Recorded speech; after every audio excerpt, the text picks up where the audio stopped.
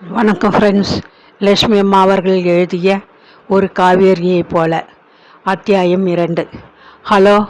அதிகார தோரணையில் மிடுக்காக அழைத்த ஆணின் குரலை கேட்டு அவள் திடுக்கிட்டு நிமிர்ந்தாள். வீர் வீர் என்று நெடுஞ்சாலையில் விரைந்த கார்கள் எழுப்பிய ஓசையில் அந்த மோட்டார் சைக்கிள் அருகே ஊர்ந்து வந்து நின்றது. அவளுக்கு கேட்கவில்லை. வெளிர் நீல ஷர்ட்டும் கருநீல அரைக்கால் பேண்ட்டுமான சீருடையில் பளிச்சென்று மோட்டார் சைக்கிள் மீது உட்கார்ந்திருந்த அந்த வெள்ளைக்கார போக்குவரத்து போலீஸ்காரரின் நீலக்கண்கள் சிரித்தன. ஏதாவது உதவி தேவையா நர்ஸ்? அதிகார தோரணையும் அனுசரணையும் கலந்த மிடுக்கான குரலில் கேட்டபடி புன்முறுவலித்தார். தேங்க்யூ ஆஃபீஸர், ஒன்றும் தேவையில்லை என்று முணுமுணுத்த காவேரி சற்றென்று தன்னை சமாளித்து கொண்டாள். கைக்குட்டையால் அவசரமாக கண்களை துடைத்து கொண்டாள். ஸ்கூல் மெடிக்கல் இன்ஸ்பெக்ஷனுக்கு தானே கிளம்பியிருக்கீங்க? வெகு தூரம் போகணுமா? அவளது தோள் பட்டியில் தெரிந்த பிளாஸ்டிக் பட்டியை பார்த்தபடி கேட்டார். லேடிஸ் ஸ்மித் வரை போகணும். நேற்றிரவு முய் ரிவர் அருகே நல்ல மழை பெய்திருக்க டிராகன்பர்க் மலைப்பனியால் மூடப்பட்டு கிடக்கு. சாலையில் நிதானமாக பார்த்து வண்டியை ஓட்டி கொண்டு போங்க, எச்சரித்தார் அதிகாரி. சாலை விபத்துகளுக்கென்று தனிப்பட்ட முறையில் கணிசமானதொரு தொகைக்கு நான் இன்சூர் செய்து கொண்டிருக்கிறேன் ஆஃபீஸர், கவலைப்படாதீங்க. புன்னகைத்தபடி அவள் வண்டியை கிளப்பினாள். உங்கள் குடும்பத்திற்கு அந்த பணம் பெருத்த அளவில் உதவலாம். அதற்காக நாம் அரசு ஒரு துடிப்பான இளம்பெண் நர்ஸை இழக்க மனம் ஒப்புமா? விஷய very pleasant journey, bye bye என்று கையை எசிதுவிட்டு கனவேகமாக நெடுஞ்சாலையிலிருந்து பிரிந்த கிளை சாலைக்குள் புகுந்து மறைந்து போனார் போலீஸ்காரர். சிறு தூரம் ஓட்டிய பின்னர் தான் அவளுக்கு அந்த எண்ணம் மனதில் தோன்றியது. புதிதாக உருவாக்கப்பட்டுள்ள ஹைவே வழியாக போகாது நேட்டாவின் தலைநகரமான மைல்ஸ்பர்க்கிற்கு போகும் பழைய சாலை வழியாக போனால் மறுபடியும் ஒரு முறை அந்த அற்புத காட்சியை ஒரு சில நிமிஷங்கள் பார்க்க வாய்ப்பு ஏற்படுமே. வார இறுதியில் திரும்பி வந்ததும் நர்ஸுகளின் தலைவி அந்த வெள்ளைக்காரி கார் ஓடிய தூரத்தின் விவரம் குறிக்கப்பட்டிருக்கும் லாக் புக்கை வாங்கி பார்ப்பாளே. அந்த கவர்மெண்ட் கார் எத்தனை கிலோமீட்டர் அந்த வாரம் ஓடி இருக்கிறது என்று கணக்கிடுவாளே.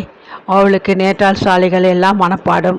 நேர் வழியாக போகாது குறுக்கு சாலை வழியே போனால் பின்னர் ஏன் இந்த அதிகப்படியான கிலோமீட்டரை உன் கார் காட்டுகிறது என்று எல்லோர் முன்னாலும் கேட்டு அவமானப்படுத்துவாள். மேல் அதிகாரிக்கு அந்த சில கிலோமீட்டர் எதனால் அதிகமாகியது என்பதற்கு காரணம் காட்டி ஒரு கடிதம் எழுதி தொலைக்க வேண்டுமே. பிக்கல் பிடுங்கள் நிறைந்ததொரு தொல்லையான வேலையாச்சே அவளுடையது. ஆனாலும் இறந்து போன பெரிய அண்ணனின் நினைவு நெஞ்சை பாறாங்கலாக அமுக்குவதை உணர்ந்தாள். கடைசி முறையாக பெரிய அண்ணன் அண்ணி இருவருடன் ஒரு ஞாயிற்றுக்கிழமை காலை அங்கே போய் அந்த அற்புத காட்சியை பார்த்து ரசித்து சிரித்து மகிழ்ந்து நினைவு மனதை வருடவே அவள் துணிவுடன் காரை அந்த சாலையின் பக்கம் திருப்பினாள். நேட்டால் ராஜஸ்தானிக்கே தனி சிறப்பை தரும் சுற்றுலா பயணிகள் வந்து பார்க்க மகிழும் தி வாலி ஆஃப் 1000 ஹில்ஸ் என்பதை மீண்டும் ஒரு முறை பார்க்காது போனால் பள்ளிக்கூடத்தில் வேலை ஓடாது போன்றதொரு இருக்க உணர்வு ஏற்பட்டிருந்தது. பெரிய அண்ணன் இறந்து போவதற்கு சில நாட்களுக்கு முன்னர் தான் அவர்கள் மூவரும் அங்கே வந்திருந்தனர். வெகு தொலைவு பயணம் போல் அண்ணி சௌந்தரி வெஜிடபிள் பிரியாணியுடன் தயிர் பச்சடியும் எடுத்து வந்திருந்தாள். பாத்தியா உங்கள் அண்ணி வேலையை?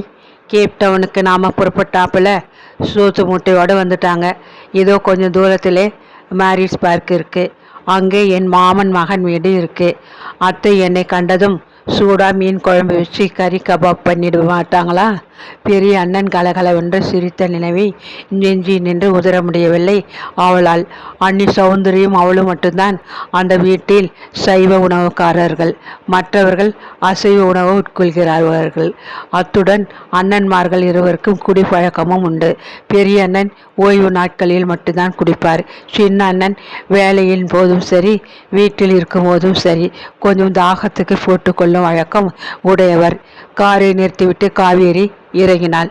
சுற்றுலா பயணிகள் பார்த்து மகிழ பள்ளத்தாக்கை நன்றாக பார்க்கும் இடத்தில் பலத்த இரும்பு கம்பி தடுப்பு போட்டு வைத்திருந்தார்கள். சுற்றுலா அலுவலகத்தார் கம்பி கைப்பிடி மீது சாய்ந்தபடி கீழே கிடுகிடு பள்ளமாக தெரிந்த அந்த பள்ளத்தாக்கை பார்த்து பரவசமடையா பயணிகள் யாருமே இருக்க முடியாது. பச்சை போர்வை அணிந்தது போல ஒன்றன் அருகே ஒன்றாக எழுந்து குவியலாக காணப்படும் 1000ற்கு மேற்பட்ட சிறு குன்றுகளும் அந்த பசிய போர்வையிலே சிதறி கிடக்கும் இரத்தின சுடர்கள் போல் சிவந்த பூக்களை தாங்கி நிற்கும் கல்யாண முருகை மரங்களும் அவைகளிடையே சூரிய ஒளியில் வெள்ளிக்கோடு போல நெளிந்து ஓடி கடலுடன் கலக்க அவசரப்படும் அம்கேனி ஆற்றின் அழகு தோற்றமும் பார்க்க கண்களுக்கு பெரும் விருந்து என்பதில் சந்தேகமே இல்லை. பைனாக்குலரை வைத்து பார்த்து கொண்டே நின்ற அவளிடம் அண்ணா ஐஸ்கிரீம் கோன் ஒன்றை அருகில் இருந்த கடையில் வாங்கி கொண்டு வந்து நீட்டினார். அதை அவள் நாவால் வழித்து சுவைத்து கொண்டு நிற்கையில் ஐஸ்கிரீம் முருகி முழுகை வரி ஓட அதை கண்டு அன்னி சிரித்தாள். சரியான குழந்தை நீ இன்னமும் என்ற அன்புடன் கடிந்தபடி தன் கைக்குட்டையால் துடைத்து விட்டாள். சொன்னாலும் சொல்லாவிட்டாலும் அவள் நம் குழந்தை தானே சௌந்தரி. இந்த குழந்தையை சீக்கிரம் கல்யாணம் செய்து வச்சு அவள் குழந்தையை நான் என் மடிமேல் வச்சு கொஞ்சணும்னு ஆசைப்படுகிறேன். நேற்று கூட மோகனை பார்த்தேன். பொருள்பட அண்ணன் பேசியதும் அவள் நெஞ்சு இன்பத்தில் துடித்தது. முகம் சிவந்து போனாள். அதோ பாருங்க, அம்கேனி ஆறு எத்தனை அழகா இருக்கு. பேச்சை வேறு திசையில் தீர்ப்பம் என்றாள். மோகனுக்கும் அவளுக்கும் நடக்க இருந்த கல்யாணம் நின்று போனது என்பதை அறியாமலே பெரிய அண்ணன் இறந்து போனது ஒரு வகையில் நல்லதுதான். அவரால் அந்த அவமானத்தை அந்த அதிர்ச்சியை தாங்கி கொண்டிருக்க இயலுமா? 1000 குண்டுகளை பார்த்துவிட்டு அவர்கள் திரும்பிய அன்று இரவே அண்ணனுக்கு தாங்க முடியாத வயிற்று வலி வந்து ஆஸ்பத்திரியில் அனுமதிக்கப்பட்டார். பல பிரபல வைத்தியர்கள் கவனித்தும் அண்ணன் இறந்து போனார். அக்யூட் ஹேமராஜிக் பேன்கிரியாட்டைட்டிஸ் என்றார்கள் வைத்தியர்கள். விதி என்றால் எதிர் வீட்டு பாட்டி, பேரிழப்பு என்றார்கள் அவளது நண்பர்கள். பெரிய அண்ணனை அழுத்தமாக நினைவுறுத்திய அந்த 1000 குன்று பள்ளத்தாக்கை பார்க்க அவள் கைப்பிடி மீது சாய்ந்து கொண்டாள். அப்பப்பா, என்ன குளிர், ஊசி போல முகத்தை குத்துகிறதே என்று முனகியபடி தனது கம்பளி கோட்டை இழுத்து மூடிக்கொண்டு கைகளை பின்னியபடி நின்றாள். கீழ்வானம் லேசாக சிவக்க தொடங்கி விட்டிருந்தது. குளிர் காலமானதால் பசிய போர்வைக்கு மேல் குன்றுகளை வெள்ளை பனிப்படலம் மூடிக்கொண்டிருந்தது. இங்கும் அங்கும் அதையும் மீறி கல்யாண முருங்கைகளின் சிவந்த பூக்கள் சிலை எட்டி பார்த்து கொண்டிருந்தன. டிசம்பர் மாதத்திலே சூரியன் பளிச்சென்று கூறப்படும் காலை வேளையிலே வந்து பார்த்தால் இது ஒரு கோலாகலமான காட்சி. இப்போ பள்ளத்தாக்கு பனி போர்வையிலே தூங்கிக்கிட்டு இருக்கே. ஆமாம், எங்கே போறாப்புல கேட்டபடி மிக அருகில் வந்து கைப்பிடி மீது சாய்ந்து கொண்டு நின்றான் தாமோதரன். காவேரிக்கு தூக்கி வாரி போட்டது. இவன் இந்த காலை வேளையில் இங்கே எப்படி? அவள் மனதில் எழுந்த கேள்விக்குடனே அவன் பதில் தந்து விட்டான். ஜப்லானா என்கிற கல்லூரி மாணவனுக்கே பயங்கரவாதி என்ற குற்றச்சாட்டில் மரண தண்டனை வழங்கியிருக்காங்க இல்லையா? அவனை பிரிட்டோரியா ஜெயிலில் பார்த்து அப்பீல் செய்ய போகிறோம். அவசரப்பட வேண்டாம் என்று ஆறுதல் சொல்லிவிட்டு வீடு திரும்பி கொண்டிருக்கிறேன் என்றான். குளிருக்கு அடக்கமாக தாடை வரை எட்டிய கழுத்து வைத்த கம்பளி சட்டைக்குள் அவன் முன்னை விட பருவனாக தோன்றினான். அப்படி ஒன்றும் பார்க்க வேணாம். நான் எப்போது போல ஒரே சீரான உடல் எடையில்தான் இருக்கேன். கம்பளி சட்டையில் குண்டாக தெரிகிறேன். மற்றபடி அதே தாமோதரன் தான். சிரித்தான். பளிச்சென்று அவனது முகத்தில் களையிட்ட அந்த சிரிப்பை வியப்புடன் பார்த்து கொண்டு நின்றாள். பல்வேறு கலை உணர்வுகளால் அவள் மனம் கொந்தளித்தது. இந்த தங்க நிற கைகள் பக்கத்திலே என் கைகளை பார், எத்தனை கருப்பு. பிரிட்டோரியா குளிரில் உன்னை விட நான் கருத்து போனேன், கவனிச்சியா? கலகலவென்று சிரித்தான் தாமோதரன்.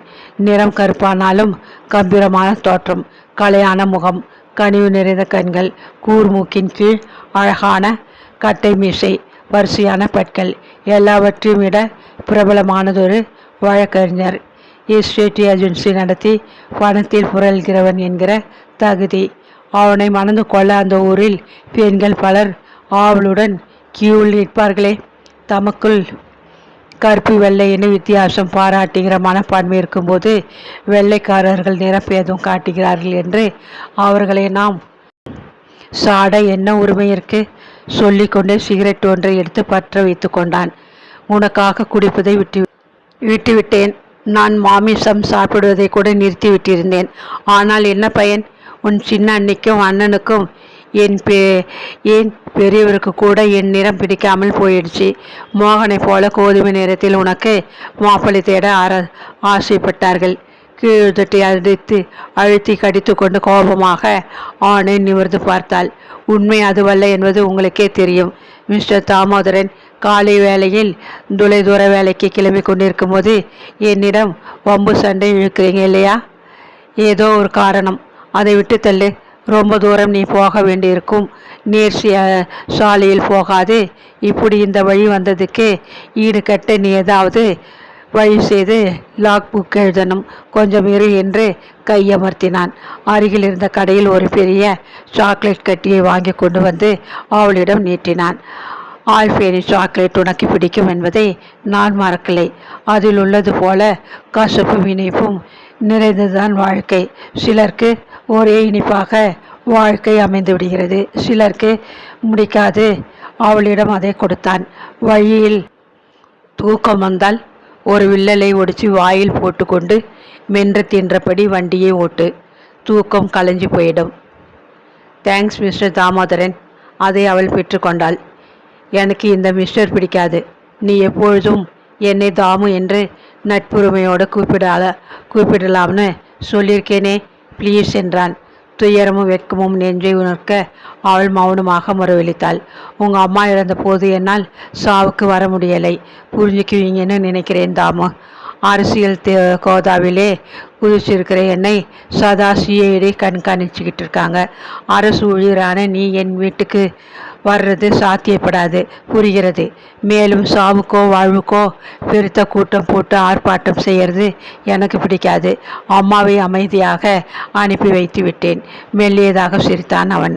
அம்மாவுக்கு பிறகு அம்மாவை ஆர்ப்பாட்டம் இல்லாமல் அனுப்பி வச்சது போலும் சத்தம் போடாமல் ஒரு பதிவு திருமணம் செய்து கொண்டு விட்டேன்னு நினைச்சா அது தப்பு. ஒரே ஒருத்தியை தான் நான் விரும்பினேன். அது வீணாகி போச்சு. வீட்டை ஏன் ஆப்பிரிக்கா வேலையால் பார்த்துக்கிறான். சமையல் கூட அவன்தான். காது மடல்கள் சூடாக உடம்பு குறுகி போன உணர்வில் அவள் ஒரு கணம் ஆடிப்போனாள். நான் கிளம்பணும், நேரமாகிறது. சாக்லேட்டுக்கு நன்றி.